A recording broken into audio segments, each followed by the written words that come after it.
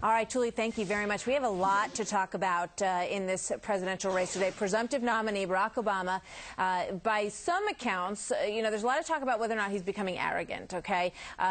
The Washington Post saying that he is the presumptuous nominee with a play on the words of presumptive nominee. And an eyewitness at a recent Obama meeting with House members says that the Illinois senator had this to say. This is the quote.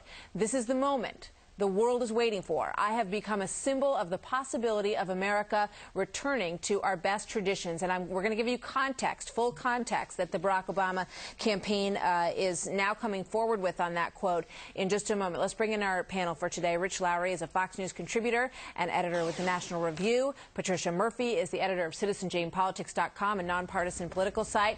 And Bernard Whitman is a former pollster for President Clinton. So basically, what's being said here, and the Washington Post has said this today, sort of claiming that Barack Obama is becoming arrogant, that, a little bit overconfident. But the Obama camp says that the full context of this, and let's take a look at it, the full context of this quote shows, they say the Post left out the most important first half of this sentence, which was something along the lines of, and this comes from Mark Halpern at thepage.com, "It has become increasingly clear in my travel, the campaign, the crowds, the enthusiasm, 200,000 people in Berlin is not about me at all. It's about America. I have just become a symbol of all of that." So, Patricia Murphy, you say that context is important, but...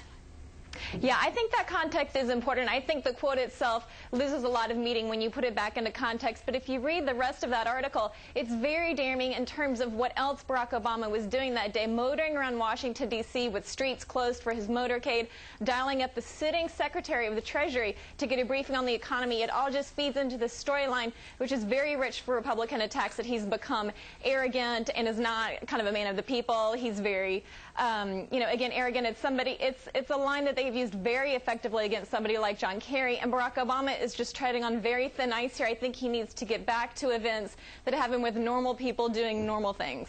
All right, let me tease everybody by telling you that I have a tracking poll that is brand new information that has just come out. But first I want to show you the new John McCain ad, or at least a piece of it, that the Barack Obama folks are unhappy about today. And this ad is called Celeb.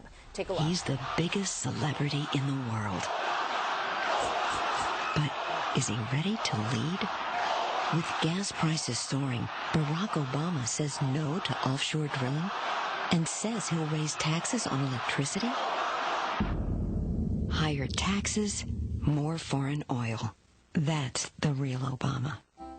So the Obama folks say, that this is just another in a negative string of attacks coming from John McCain against them. And let's take a look at that new Gallup tracking poll, because we're seeing an interesting trend here. And today's track shows 46-42 for Barack Obama.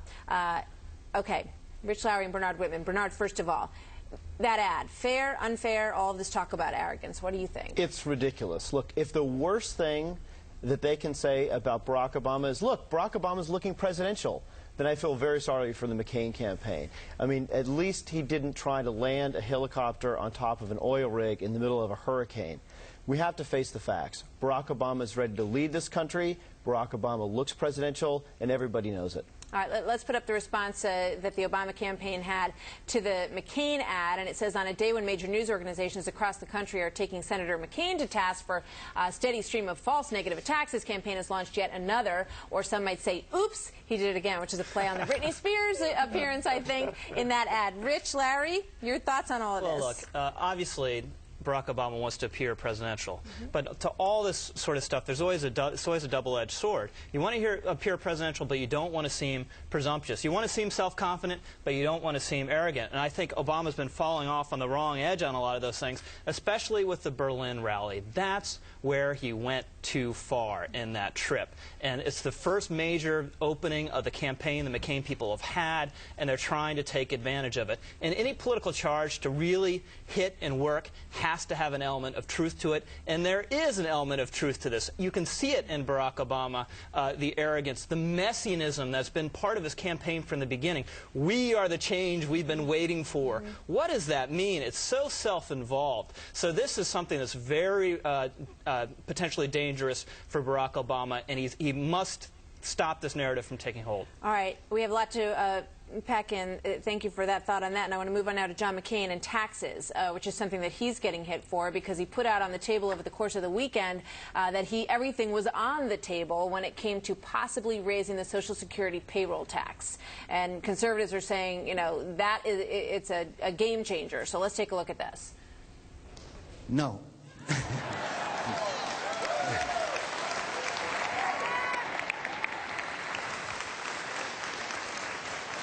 And that's one of the big differences between myself and Senator Obama. All right. That no was his response. Patricia Murphy, let me go to you on this. He's gotten a lot of heat for that statement. He says no, he is not considering raising taxes at all. Yeah, again, this is a really difficult situation. It's almost a no-win situation. When he is asked directly, will he increase payroll taxes, he says everything's on the table. He never wants to get into that George H.W. Bush commitment of read my lips, no new taxes. But he is dealing with a Republican base that wants some clear commitment from him on not raising taxes. But if you look at the situation with Social Security, if you look at the situation with the budget deficit, economists have said that his tax increases will make the deficit worse. So he's got he's got reality and he's got Republicans, and he has to find a middle ground somewhere.